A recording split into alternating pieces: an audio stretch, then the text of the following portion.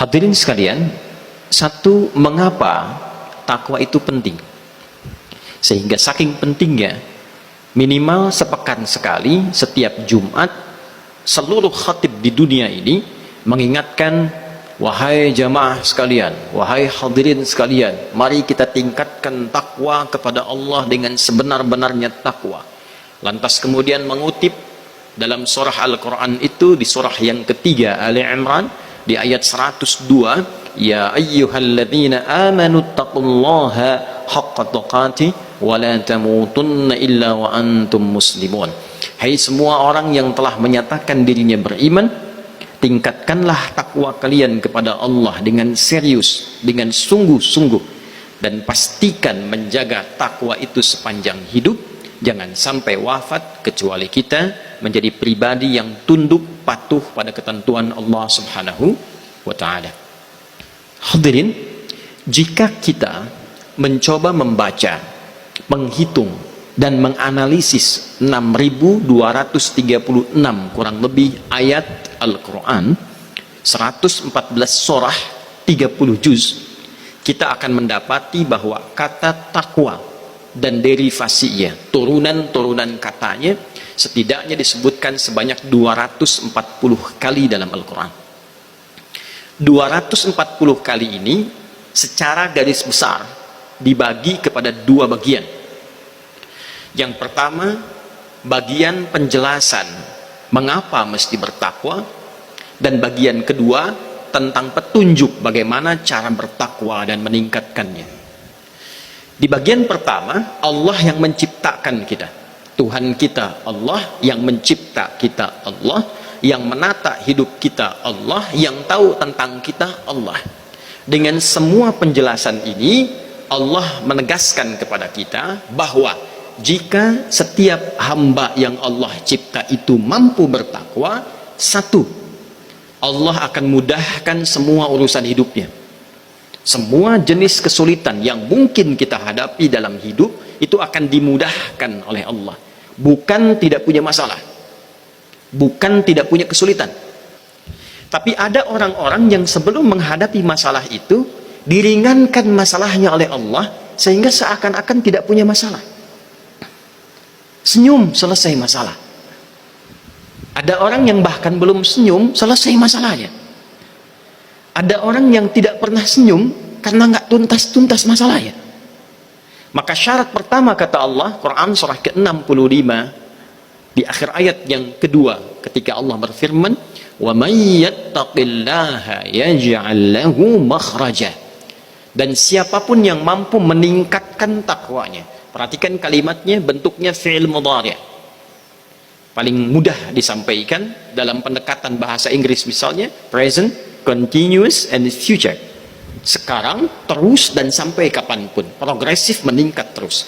Siapapun yang mampu terus meningkatkan takwa, tingkatkan, dijamin oleh Allah, yaj'al lahu makhraja, maka Allah berikan jalan keluar, solusi dari setiap persoalan yang ia alami. Bentuknya menggunakan bentuk nakirah, tidak ada alif lamnya, makhraja, artinya semua bentuk persoalan, maka datang semua bentuk solusi. Karena syarat pertama bagi Allah yang menciptakan kita dan mengetahui solusi, maha mengetahui semua solusi dari masalah itu, syarat pertamanya takwa, bukan dunia. Di bagian yang pertama, wa yarzuqhu min haitsu la yahtasib, pun demikian dengan rizki. Kedudukan itu rizki, keturunan itu rizki, kebahagiaan itu rizki. Kaya tapi gelisah, tidak ada nilainya. Maka ketenangan, keturunan, kekayaan, kedudukan ketika disebutkan dengan nama rizki, syarat pertamanya kalau ingin berlimpah. Berlimpah itu kadang datangnya dari sisi yang tidak kita duga. Kalau yang standar, silahkan kerja, Anda dapat uang. Silahkan Anda beraktivitas untuk meraih kedudukan, bisa diraih. Tapi belum tentu semua yang didapatkan itu bentuknya datang membawa keberkahan dalam hidup. Maka jika kita menginginkan syarat yang melimpah dari sisi yang tidak diduga, artinya jangankan yang kita ikhtiarkan, yang tidak kita fikirkan pun bisa datang. Maka syarat pertamanya takwa. Wa yarzuqhu min haitsu la yahtasib. Apa syarat pertama supaya kita dibuat pintar oleh Allah? Kalau pintar standar, adik-adik rajin belajar. Kalau guru ingin pintar, tambah belajar. Tapi kalau ingin melewati batas standar, maka iringi pembelajaran itu dengan meningkatkan takwa kepada Allah Subhanahu wa taala.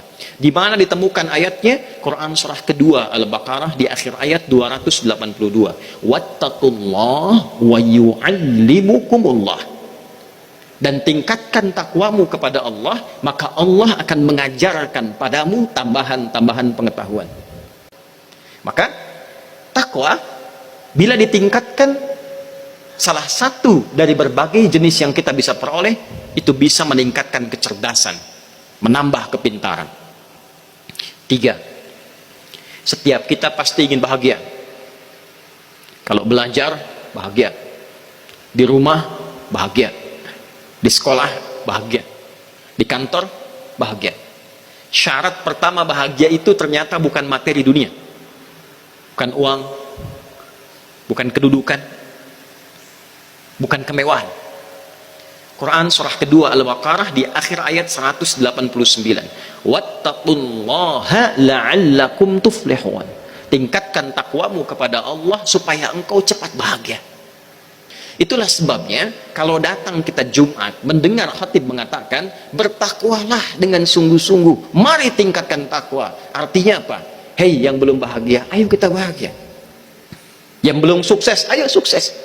Yang punya banyak masalah, ayo selesaikan sekarang. Yang belum pintar, pintar. Makanya tidak ada orang masuk Islam kecuali jadi pintar. Tidak ada orang masuk Islam kalau dia mau dagang pasti kaya. Tidak ada orang masuk Islam kalau dia mau belajar pasti jenius. Kapan? Ketika dia benar Islamnya. Kapan? Ketika dia mempraktikkan nilai Islam itu dengan takwa yang sempurna. Maka sekarang pertanyaannya, ya Allah, bagaimana cara kami meningkatkan takwa itu?